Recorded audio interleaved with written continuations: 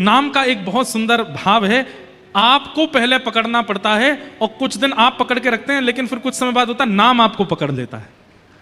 और जब नाम आपको पकड़ता है तब क्या होता है? हमारे गोवर्धन में एक महाराज जी थे, उनका नाम था ठाकुरदास बाबा। क्या नाम था? ठाकुरदास बाबा। मैंने उनका अंतिम काल में दर्शन किया। हम लोग माला जपते हैं तो ऐसे उंगली से माला आगे करते रहते हैं, इस उंगली का प्रयोग नहीं करते, ऐसे जपते रहते हैं। उन महाराज जी ने नाम को पकड़ा। जब तक माला हाथ में है तो समझो आपने नाम को पकड़ा है, लेकिन नाम आपको पकड़ लेता है तो क्या होता है? माला छूट जाती है, लेकिन ये चलता ही रहता है। उन महाराज जी का जब हमने दर्शन किया, वो अत्यंत वृद्ध अवस्था में, उनको उठाने के लिए भी 2 लोग आते थे, चलाने के लिए 4 लोग लगते थे, सब क्रिया उनकी 2 और लोगों से ही होती थी, लेकिन उनकी उंगली ऐसी ही चलती रहती थी, माला नहीं होती थी, और उनके होठ अपने आप फड़कते रहते थे। ऐसी स्थिति हो गई कि रात्रि गहरी नींद में भी उनके होठ फड़कते रहते थे। क्यों? क्योंकि नाम ने उनको पकड़ लिया। और सही मानिएगा, ऐसे लोग ही कलयुग में बच पाएंगे, नहीं तो बच भी नहीं पाओगे, बच नहीं पाओगे। कलयुग बहुत खतरनाक है। जिन क्रियाओं को न्यूज में आप लोग देखकर के आश्चर्य करते हैं, कोई आदमी इतनी हैवानियत कैसे कर सकता है, अगर आपने नाम आश्रय नहीं लिया तो आपके ऊपर भी वह हैवानियत आ सकती है और आपसे भी ऐसा कुछ करवा सकती है। इसलिए बहुत आश्चर्यचकित मत होइए। आश्चर्यचकित तब होइए कि जब नाम मुफ्त का मिलता है फिर भी हम लेते नहीं है उसको, फिर भी जपते नहीं है उसको। कोई भी काम कीजिए ना, करोड़ों छापिए, कौन मना करता है आपको?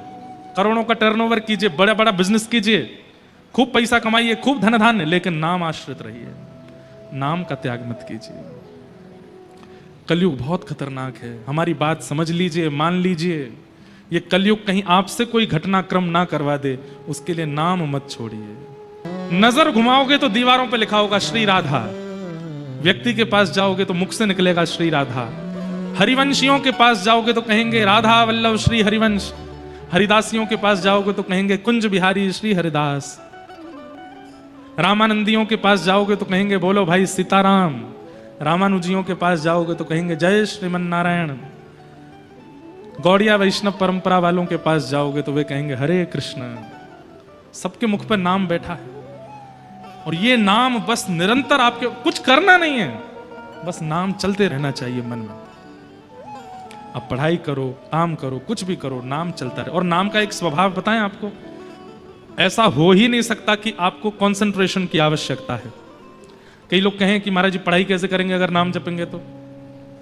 गोस्वामी तुलसीदास जी महाराज कहते हैं भाव कुभाव अनख आलसहु, नाम जपत मंगल दिश दशहु। नाम चल रहा है मन में, स्टार्टिंग में आपको कंसंट्रेट होना पड़ेगा, लेकिन उसके बाद क्या होगा, वो जैसे हार्ट बीट चलती है, जैसे श्वास चलती है, जैसे कोई क्लिक जैसी चलती है, ऐसे मन में नाम चलता रहेगा। उसके साथ साथ आप सब काम कर सकते हो, बल्कि काम बिगड़ेंगे नहीं, काम और सुंदर हो जाएंगे। प्रसाद बनाओगे उसमें मधुरता आ जाएगी, कोई काम करने के लिए घर से बाहर निकलोगे काम सफल हो जाएगा, किसी व्यक्ति से मिलोगे वो पॉजिटिव हो जाएगा। नाम जापक व्यक्ति का एक स्वरूप होता है कि वो जहां जाता है पूरा ऑरा उसका हो जाता है, क्योंकि उसके रोम रोम से नाम प्रकट होना प्रारंभ हो जाता है। इसलिए भैया नाम आश्रित हो जाओ। कलयुग बहुत खतरनाक है, कलयुग बहुत विचित्र है, कहीं वो घटना हमसे ना करा दे। कितनी बार मैंने देखा कि मेरी कथा सुनने वाले श्रोता, औरों की कथा सुनने वाले श्रोता भी कथाएं सुनते थे, लेकिन वो भी ऐसा कृत्य कर बैठे कि हमें विश्वास नहीं हुआ, ये तो भाई कथा सुनते थे, ये कैसे बदल गए? नाम आश्रय नहीं लिया। इसलिए भैया नाम का आश्रय ले लो। ये कलयुग बहुत खतरनाक है। हमारे व्रज में एक बाबा थे। बाबा पता है क्या करते थे? सीताराम सीताराम सीताराम बोलते थे। अब वृंदावन में सीताराम कम बोलते हैं लोग, राधे श्याम ज्यादा बोलते हैं। तो बाबा जाते और कॉलोनी में बच्चे खेल रहे होते, बच्चों से जाके बोलते बोलो बच्चों सीताराम। बच्चे बोल देते सीताराम, लेकिन बच्चे थोड़े ऊधमी तो हैं, ब्रज के तो कुछ ज्यादा ही ऊधमी होते हैं। तो जैसे बाबा बुलवाते बोलो बच्चों सीताराम, बच्चे बोलते सीताराम। थोड़ी देर बाद एक बालक बोलता बाबा जी ब्रज मंडल है, यहाँ सीताराम पीताराम ना बोले, यहाँ तो राधे श्याम बोले। अब जैसे ही राधे श्याम बोले तो बाबा लेके डंडा पीछे भागे। अब बालक आगे आगे भागे, बाबा काय को भाग रहा हो? बोले सीताराम बोल, और ना बोलूंगा राधे श्याम बोलूंगा तो और भागते। अब एक बच्चे के पीछे बाबा भागे तो बाकी बच्चे बोले बाबा हम भी राधे श्याम बोलेंगे, तो जो जो राधे श्याम बोले बाबा सबके पीछे भागते। अब तो बच्चों को ये बढ़िया तरीका मिल गया मन लगाने का, छत पे खड़े हो जाते, जैसे बाबा बाबा राधे श्याम, बाबा नीचे से कंकड़ उठा के फेंकता, अब मत बोलियो, बोले राधे श्याम। सीताराम बोल सीताराम, राधे श्याम। वो बाबा प्रसिद्ध हो गए ब्रजमंडल में, राम बोला बाबा, वो सबसे राम बुलवाते थे। अब लोग बाग उनको छेड़ते थे, जिस गली मोहल्ला में निकल जाए सब बोलते बाबा राधे श्याम, तो उसी के पीछे पड़ जाते, द्वार पे खड़े हो जाते, जब तक सीताराम नहीं बोलेगा नहीं जाऊंगा। भीतर से सब लोग बोलते बाबा हम तो राधे श्याम ही बोलेंगे। बोले तुम बोलते रहो राधे श्याम, जब सीताराम बोलोगे तभी जाऊंगा। उनके इस कृत्य के पीछे एक खेल था जिसको कोई समझ नहीं पाया। एक बार एक महात्मा ने पूछा, बोले बाबा ये क्या करते हो आप, राधे श्याम सीताराम में भेद क्यों मानते हो? ऐसा सुनते ही उनके आंखों में आंसू आ गए। बोले भेद नहीं मानता तो मेरे राधे श्याम बोलने से चिढ़ जाने पर इन लोगों को और चिढ़ाने में मजा आता है, तो ये और राधे श्याम बोलते हैं, कम से कम इनका भजन तो बनता है, उतनी देर इनका नाम तो बोलता है। मैं सीताराम बुलवाने के लिए इनके द्वार पर बैठ जाता हूं, लेकिन ये राधे श्याम बोलते रहते हैं। मुख से दिखाता हूं कि मुझे गुस्सा आ रहा है, ताकि मेरी चिड़न देख के ये और चिढ़ाएं, और चिढ़ाने के चक्कर में और राधे श्याम बोलें। अरे भैया ये कलयुगी जीव अगर नाम नहीं बोलेंगे तो इनका कल्याण कैसे होगा? इसलिए मैं ये खेल का आश्रय लेता हूं ताकि इनसे राधे श्याम बुलवा सके। सोचिए नाम कितना आवश्यक है। श्रीमद् भागवत का विषय क्या है? परम धर्म। और परम धर्म किसे कहते हैं? कि देह से उठ करके अब आत्मचिंता होती है। क्या केवल खाने पीने हंसने बैठने कमाने के लिए ही मैं आया संसार में? और एक बात बताएं, पुनर्जन्म किसका होता है? जिसकी इच्छाएं अधूरी रह जाती हैं उसका पुनर्जन्म होता है। मन था इंदौर में बंगला बनाना है, उसके लिए पैसे कमाने हैं, खूब कमा लिए लेकिन बंगला नहीं बना पाए, प्राण निकल गए, तो फिर जन्म होगा। और फिर जन्म होकर के फिर कोई और इच्छा। अब एक इच्छा तो पुरानी चल रही है पिछले जन्म की, इंदौर में बंगला बनाने की, इस जन्म में और 2-3 इच्छाएं प्रकट हो गई, वो भी अधूरी रह गई, तो 3-4 इच्छा, फिर तीसरा जन्म होता है। आप और मैं यहां पे जो हम बैठे हैं, हम कितने जन्मों की इच्छाएं अधूरी पड़ी हैं हमारी, उसकी वजह से बैठे हैं। 2 ही तरीके हैं, या तो इच्छा, अब हमें तो पता नहीं पूर्व जन्म में हमारी क्या इच्छा थी, अब जब तक वो पूरी नहीं होगी तब तक जन्म लेना ही पड़ेगा। या फिर दूसरा तरीका है, नाम आश्रय लेकर के सब छोड़ दो, इच्छा का भी त्याग कर दो, तो पूर्व की इच्छाएं जो है वो भी नाम से नष्ट हो जाएंगी, निवृत्त हो जाएंगे संसार से, फिर नहीं आना पड़ेगा, फिर पुनर्जन्म नहीं होगा। इसलिए कलयुग केवल नाम आधारा, यहां यज्ञ नहीं, अनुष्ठान नहीं, जप नहीं, तप नहीं, वो सब करो, आपकी इच्छा है। आप यज्ञ करना चाहो कर सकते हो, आप तप करना चाहो कर सकते हो, आप नियम व्रत करना चाहो कर सकते हो, पर कलयुग में प्रधानता अगर है तो वो नाम की है, नाम। और उस नाम प्रताप से ही आत्म कल्याण किया जा सकता है। आप अपनी जॉब कीजिए, कर्म कीजिए, बिजनेस कीजिए, दुकान चलाइए, व्यापार करिए, खेती करिए, सब करो, उससे धर्म करो, लेकिन हर क्रिया को करते करते नाम आश्रय करो, नाम जपते रहो, उससे आत्म कल्याण करके परम धर्म भी करो। और मैंने परम धर्म का दूसरा रूप क्या बताया? कि स्वयं भी करो, दूसरों से भी करवाओ। इसका सबसे पहला टेक कहां से प्रारंभ होगा? Mobile phone. फोन उठाते ही हेलो बोलना बंद कर दो। क्या बोलो?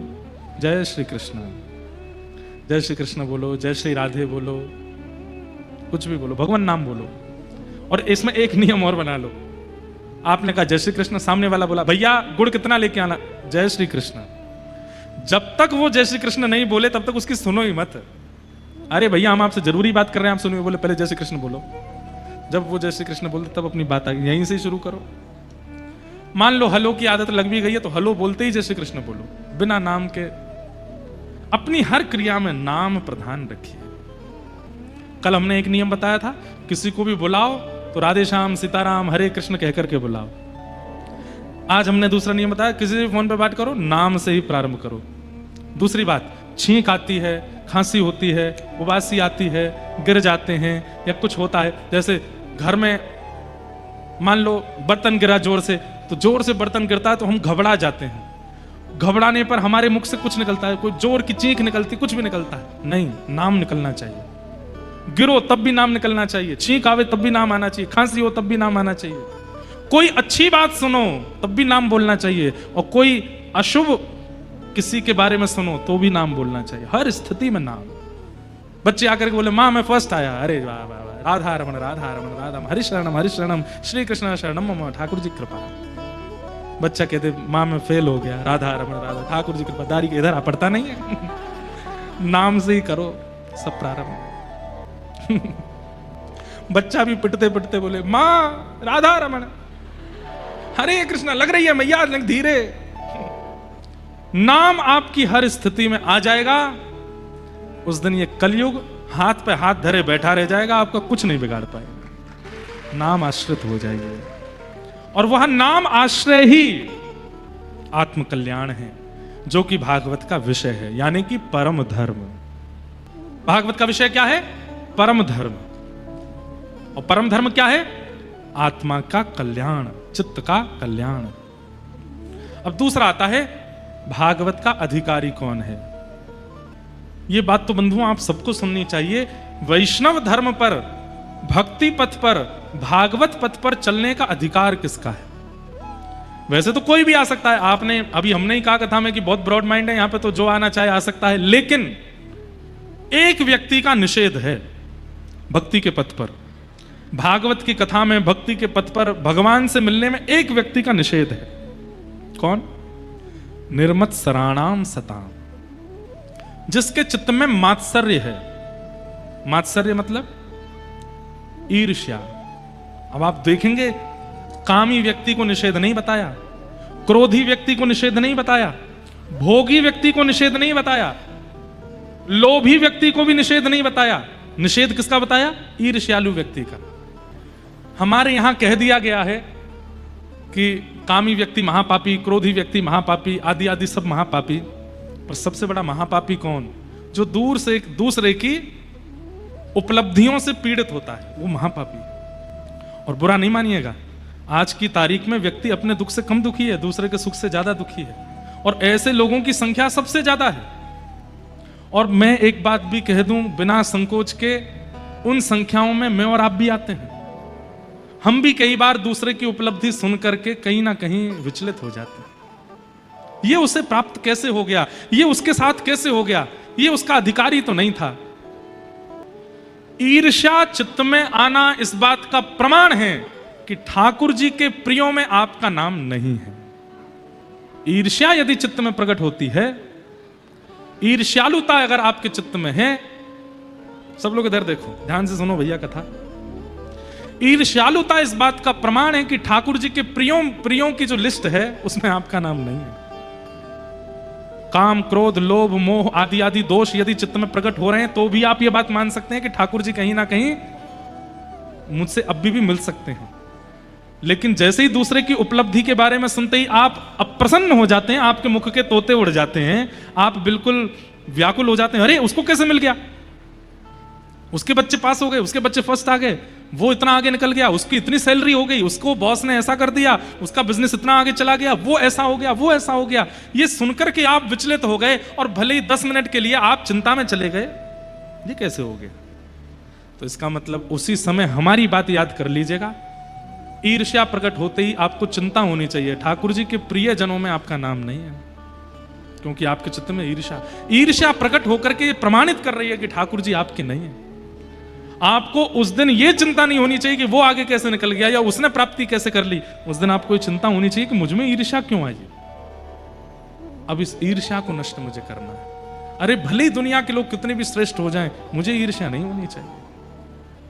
हमने भक्तमाल जी में कथा की है, भक्तों के कितने चरित्र कहे हैं। हर दोष युक्त व्यक्ति को भगवान मिले हैं, लेकिन ईर्ष्यालु व्यक्ति को ठाकुर जी ने नहीं मिले। इसलिए आपसे हमारी प्रार्थना, ईर्ष्या मत लाओ। ईर्ष्या नष्ट होने का एक ही उपाय है, अपने आप को तृण के समान मानो। मैं कुछ हूं, यह भावना चित्त में आएगी तो साथ में ईर्ष्या भी लेकर के आएगी, आपको पता नहीं चलेगा, बाद में वो प्रकट होती है। मैं कुछ हूं, यह भावना आपके चित्त में आई, मैं सुंदर हूं, मैं अच्छा गा लेता हूं, मैं अच्छा बोल लेता हूं, मैं पहन करके बहुत बढ़िया लगता हूं, या मैं बहुत इतने करोड़ का मालिक हूं, इतनी संपत्ति मेरी है। किसी भी रूप में मैं कुछ हूं, ये भावना चित्त में आती है तो उसके साथ में ईर्ष्या भी आती है। वो ईर्ष्या उस समय प्रकट नहीं होती, जब आपसे श्रेष्ठ कोई आपको दिखाई देता है, तब वो ईर्ष्या प्रकट होकर आपको संकेत करती है। इसलिए ईर्ष्या को नष्ट करने का एक ही उपाय है, क्या? मैं कुछ नहीं हूं, ये भाव रखो। सब कुछ प्राप्त होने के बाद भी दृष्टि नीची रहे। श्रीनाथ जी दृष्टि नीची क्यों रखते हैं? श्रीनाथ जी आंखें नीची क्यों करते हैं? उसके पीछे कई उदाहरण दिए गए हैं। पुष्टि मार्ग में कहा जाता है कि ठाकुर जी नीचे दृष्टि करके इसलिए खड़े हैं कि ठाकुर जी संकेत कर रहे हैं, मैं सबको नहीं देखता, जो मेरी शरण में है उन्हीं को देखता हूं। पहला संकेत, पहला संकेत। दूसरा संकेत रस पक्ष में चला जाता है, हमारे वृंदावन की रस भावना में चला जाता है, क्योंकि जब ठाकुर जी ने गिरिराज जी उठाए तो सन्मुख श्री जी खड़ी हैं, बिल्कुल सामने किशोरी जी खड़ी हैं, तो ठाकुर जी उनको देख रहे हैं। और तीसरा पक्ष जो मुझे लगता है कि ठाकुर जी संकेत कर रहे हैं, तैने मेरे ज्ञान की कॉपी तो कर ली। बंधुओं, संसार में ज्ञान का संचार कहां से हुआ? श्री कृष्ण से हुआ। वैसे लोग इनको चोर बोलते हैं कि ये माखन चोर हैं, वास्तव में देखें तो पूरा विश्व चोर है और सबने चोरी करी इनसे है। कैसे? पति को कैसा व्यवहार करना चाहिए ये किसने सिखाया? श्री कृष्ण ने सिखाया। पति का पतित्व कृष्ण से सीखा जाता है। पुत्र कैसा होना चाहिए ये श्री कृष्ण से सीखा जाता है। प्रेमी कैसा होना चाहिए ये श्री कृष्ण से सीखा जाता है। ज्ञानी कैसा होता है ये श्री कृष्ण से सीखा जाता है। योद्धा कैसा होता है ये कृष्ण से सीखा जाता है।